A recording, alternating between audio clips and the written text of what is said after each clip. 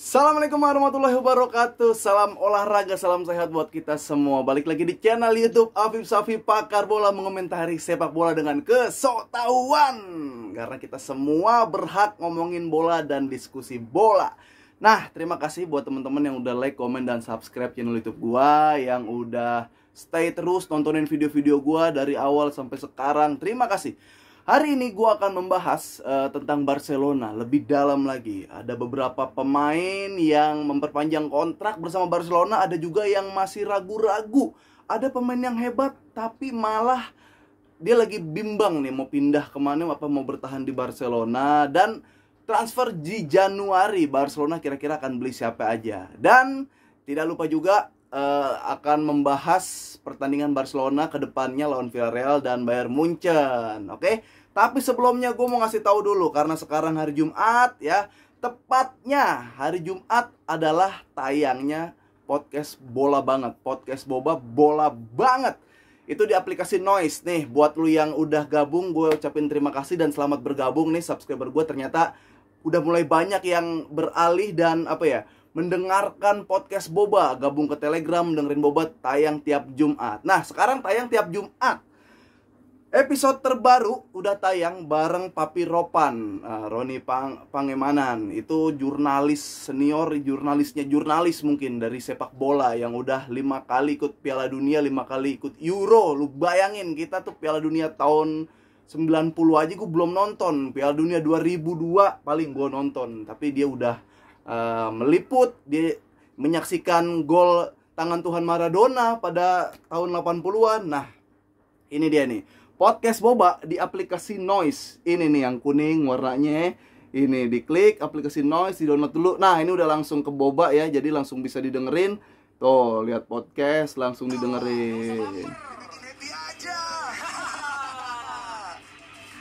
Nggak usah baper, dibikin happy aja. Nah, kita udah ada di episode di atas 100. Episode 100. Nah, jangan lupa ya, itu tayang tiap Jumat. Podcast boba di aplikasi Noise, Noice, bisa di-download di Play Store dan di App Store gitu. Oke. Sekarang kita bahas Barcelona. Nah, sebelumnya gue mau ngasih tahu kalau pengumuman Ballon d'Or, ini silahkan kita diskusi ya, udah sebentar lagi akan diumumin. Ya, dikit-dikit lagi lah kita akan tahu siapa pemenang Ballon d'Or.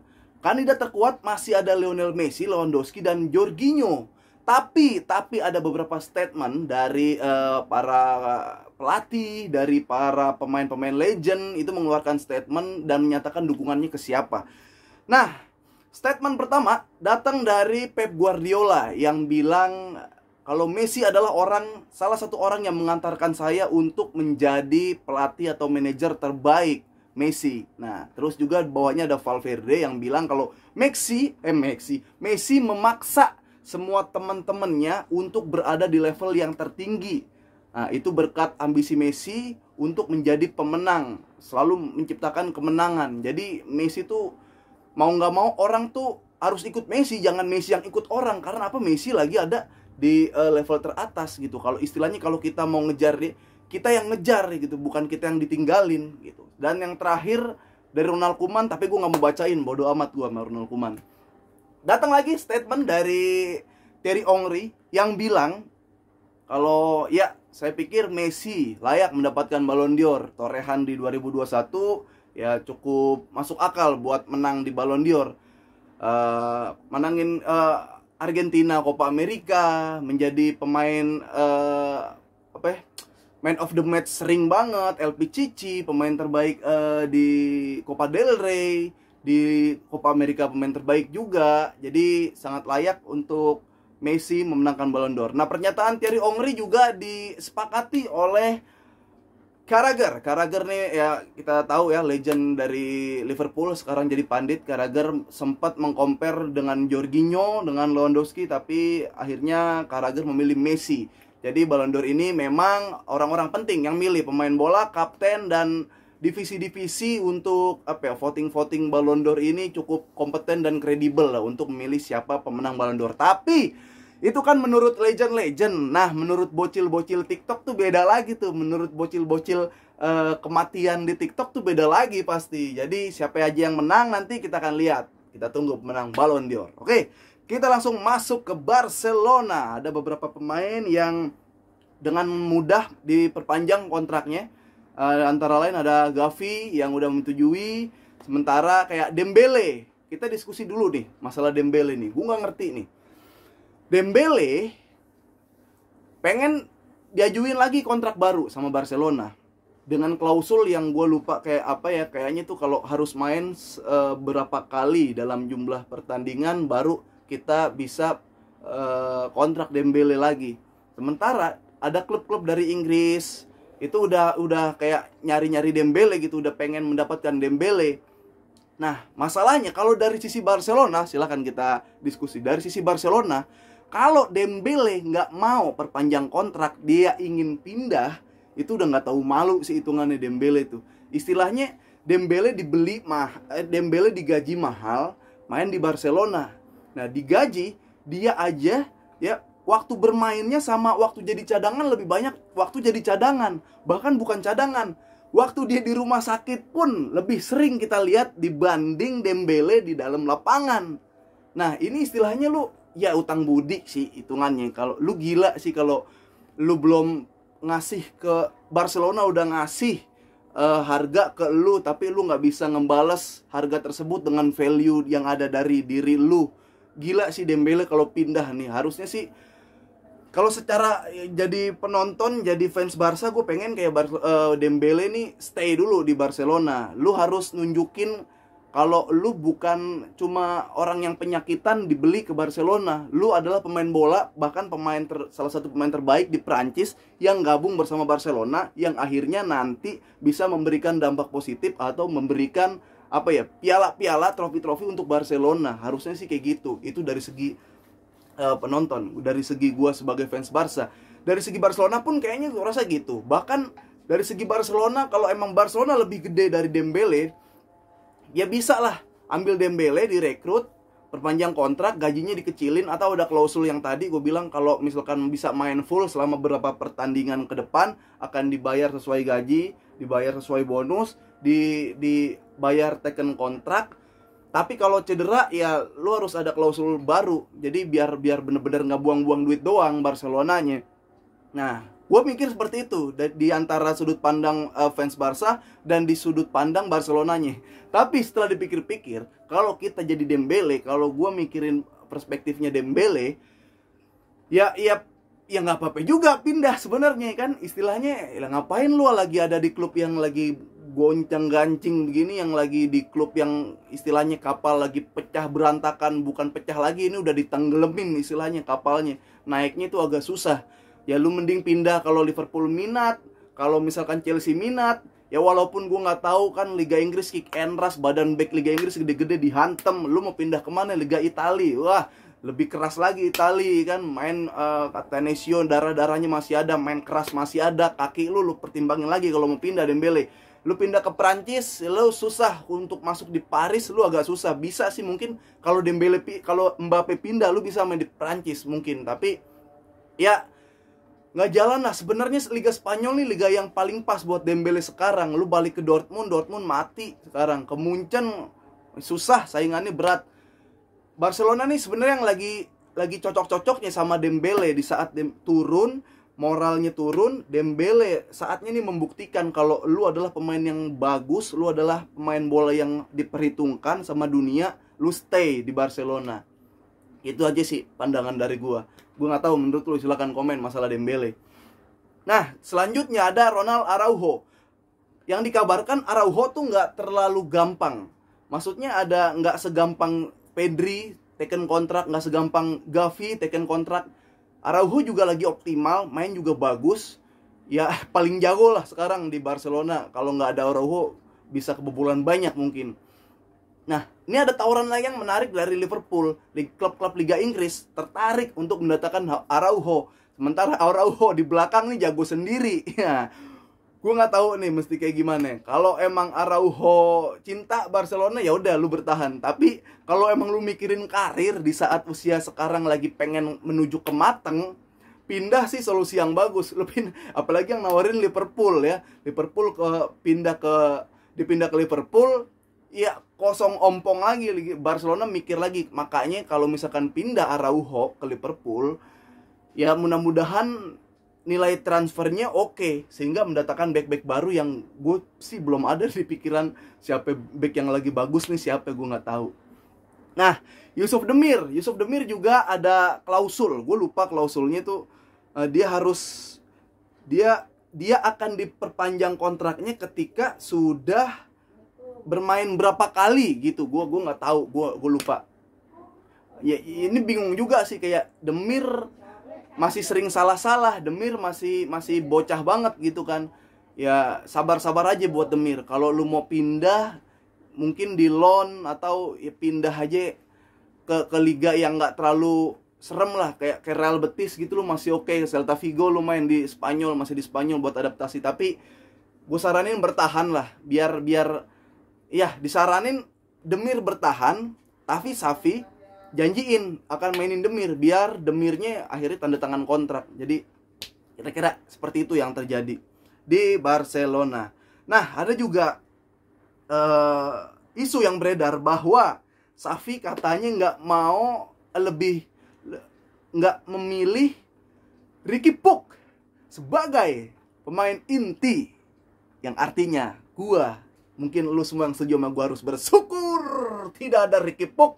Dijamin Barcelona tidak ada back pass ke belakang. Dijamin Barcelona agak berkurang sedikit pemain-pemain yang bingung.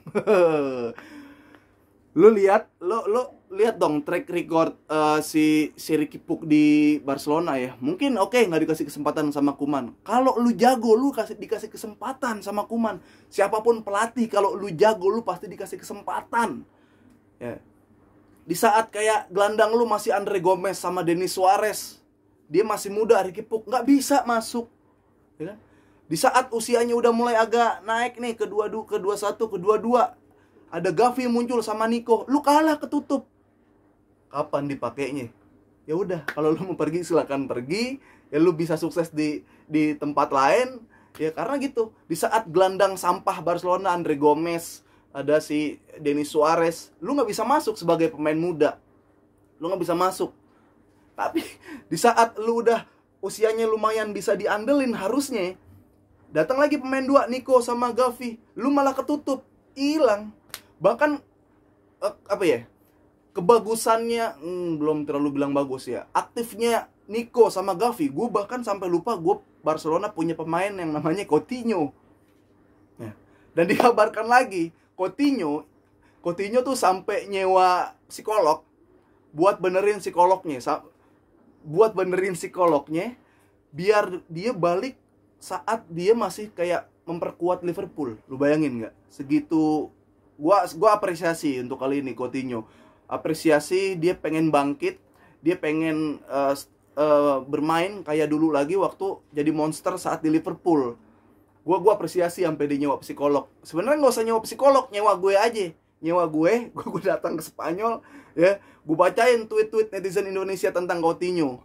Nah, gue bacain, nih tuh lu kayu mati, lu kok nggak padu-padu, lu cuma jadi penghabis BPJS Barcelona doang, lu langganan rumah sakit Barcelona, sampai satpam di Katalan, satpam rumah sakit Katalan kenal sama lu ya, kan? Lu langganan ya BPJS di rumah sakit Katalan, sampai Katalan office boynya kenal sama lu, katanya saking seringnya, sampai kasur yang kabarnya kasur rumah sakit di tempat Coutinho dirawat sampai bosen katanya ada Coutinho. Nah, tapi ya oke, kita tunggu, kita apresiasi Coutinho sampai manggil psikiater, kita apresiasi kemauan dia untuk bangkit. Semoga ya ada perubahan yang dialamin sama Coutinho. Nah, di lini depan capek lah ya ngomongin Depay. Gue males di lini Depay. Di lini depan ada Depay, nggak bisa dia main bola, jijik gue ngeliat dia di lapangan bola. Kabarnya Barcelona menyiapkan beberapa opsi untuk melakukan daya gedor yang lebih di lini depan. Nah, salah satunya ada Edison Cavani yang umurnya udah 30, yang di otak gue nggak masuk kayaknya nih kalau Cavani ke Barcelona. Ya. Ada Arthur Cabal. Dia dari Basel. udah cukup bagus presentasi mencetak golnya, tapi gue lihat kemarin golnya kayak penalti doang, anjing, nggak ada skill nusuk dalam, skill insting goal gather, insting striker tajam gue belum lihat. Tapi untuk presentasi gol lumayan, ya udah masuklah di otak gue. Ada Timo Werner, ini nih yang gue bingung nih. Masuk sih Timo Werner, karena apa, gue kemarin bilang gue nggak mau nelen udah gue sendiri, gue bilang Barcelona butuh pemain yang bisa lari. Werner waktu di Liga Jerman sangar, di Chelsea emang jadi Lord. Takutnya ke Barcelona ya cuma jadi Lord doang. Jadi Barcelona bukan kumpulan pemain jago, kumpulan Lord pelawak-pelawak. Takutnya kalau Werner yang ke depan yang diambil. Nah, kayak Ayademi selanjutnya belum ada kabar lagi. Dan ada ini Brian Hotspur tuh, yang main di Hotspur tuh, gue lupa nama. Iya, Brian Gill ini ya so juga sih, nggak sekenceng David Silva, walaupun setelannya mirip, nggak selincah Bernardo, tapi buat balikin rasa penasaran kayak ngelepas Trincao, kayaknya mainnya mirip-mirip sama Trincao kayak kalau Brian Gil ini. Nah, yang terakhir, Barcelona kabarnya mau beli Lingard. Coba apa yang ada di otak lu? Lingard ya. Depay aja buangan MU ya. Walaupun di Lyon lumayan bagus, ke Barcelona jadi mediocre. Lingard. Linggis, mending beli Linggis buat patahin kakinya Ricky Puig sama Sergio Roberto. Gue nggak tahu, Lingard nggak ada di opsi otak gue, nggak ada Lingard. Lingard nggak ada di otak gue. Sterling yang mungkin Sterling itu ya gajinya pasti tinggi lah. Karena gini, dulu standar gaji Barcelona ada Messi kan, jadi kita nggak bisa bilang kalau Sterling datang pas ada Messi, kita nggak bisa bilang gajinya si Sterling tinggi karena masih ada Messi. Tapi nggak ada Messi, yang lain udah dipangkas-pangkas, Sterling masuk ya jadi paling tinggi. Itu kan namanya klub bangkrut. Gimana itu, gue nggak tahu dah. Tapi Sterling oke, menurut gue dia larinya oke. Kemarin Sterling sempat ada kayak crash, atau sempat ada kayak nggak jadi opsi Guardiola buat main. Tapi kemarin dikasih 2 kesempatan Sterling sebelum lawan Paris, dia oke. Pas lawan Paris dia oke juga. Jadi kayaknya entah dulu nih gitu. Si City-nya entah dulu. Nih Sterling ternyata masih bagus walau ada si Grealish yang ya mudah-mudahan dia berdua tuh saing-saingan, terus Sterling kalah akhirnya pindah ke Barcelona. Walaupun kalah ya, tapi pindahnya ke Barcelona ya udah nggak apa-apa lah gitu kan. Ya kira-kira itu jumlah yang gue bahas tentang pemain yang akan stay, pemain yang perpanjang kontrak, pemain yang siapa aja yang akan didatengin nanti. Menurut lo gimana? Silahkan di komen. Nah, selanjutnya gue akan membahas pertandingan ke depan Barcelona. Ada Villarreal yang peringkat berapa ya? 13 sampai 12 gitu ya. Jadi ini pertarungan papan tengah, peringkat 7 lawan peringkat 13. Gue juga lumayan kaget, Villarreal nih komposisi yang baru kemarin lu juara Europa League, tapi lu berarti lebih buruk dari Barcelona gitu. Nggak perlu takut harusnya Barcelona buat lawan Villarreal. Udah kalah sama MU, ya kan, berada di bawah Barcelona. Berarti lu secara nggak langsung lebih buruk dari Barcelona. 5 pertandingan terakhir juga susah menangnya Villarreal. Sama sih, Barcelona juga susah gitu. Tapi nggak ada alasan lah buat kalah ya. Kecuali memang yang masalahnya kan sekarang susah bikin gol. Barcelona secara menang di secara permainan menang. Tapi secara gol kalah. Ya kan, biar gimana pun sekarang patokan yang jadi pakemnya kan gol, bukan permainan. Lu menang di permainan sekarang percuma. Barcelona udah bisa nih memenangkan permainan dengan penguasaan bola, dengan shoot yang udah mulai lumayan, tapi Barcelona belum bisa menciptakan gol. Itu PR Barcelona. Nah, Villarreal ya nggak ada alasan lah harusnya buat kalah lawan Villarreal saat ini. Ya back tua Albiol, ada Pau sih memang, tapi selebihnya gue kemarin ngelihat Emre kayak nggak berkutik. Lawan MU aja nggak berkutik, ya pede lah kita harusnya, ya gak? Nah, selanjutnya lawan Bayern Munchen. Semua ya pelatih mah harus positif dong. Xavi mungkin ada keajaiban, Laporta mungkin ada keajaiban. Kabarnya Munchen akan menurunkan Munchen B, Ya gue nggak tahu nih kesian apa enggak kabar. Gue susah ngarepin menang lawan Munchen. Munchen akan menurunkan lapis kedua, bahkan menurunkan Munchen B. Ya, tapi gue nggak tahu bentuk kasihannya apa enggak. Kalau emang bentuk kasihan terhadap Barcelona, kita lihat nanti saat bertanding. Saat bertanding main malas-malasan, itu tandanya kasihan. Kalau ini mah emang mau jajal aja ngelawan Barcelona pakai yang B Munchennya. Jadi lu tahu sendiri prinsip-prinsip Jerman. Jerman tuh peluit belum ditiup kagak bakal mau kalah. Waktu belum habis kagak bakal dia nyerah. Kayak nggak bakal dikasih ampun sih. Maksudnya tetap main lawan yang B, tapi Munchen yang B kayak pengen nunjukin kalau yang B juga bagus, buat nunjukin ke Munchen yang A, buat nunjukin ke Barcelona, nih gue B-nya aja bisa ngalahin lo. Jadi agak berat. Itu agak berat. Oke? Ya, segitu aja dulu info yang bisa gue bagiin. Jangan lupa dengerin podcast bola banget di aplikasi Noise, NOICE. Itu bisa gabung di grup Telegram seluruh Indonesia tuh, orang-orang yang udah kesaring, yang asik, udah gabung di situ. Ada info-info terbaru seputar olahraga, seputar sepak bola, info-info yang underground yang lu nggak tahu, semua ada di grup Telegram Boba. Dan jangan lupa dengerin terus podcast Boba Bola Banget, mengomentari sepak bola dengan kesoktahuan. Itu mah jargon gua. Podcast Boba Bola Banget itu jargonnya penuh data, penuh tawa. Sampai ketemu lagi. Assalamualaikum warahmatullahi wabarakatuh.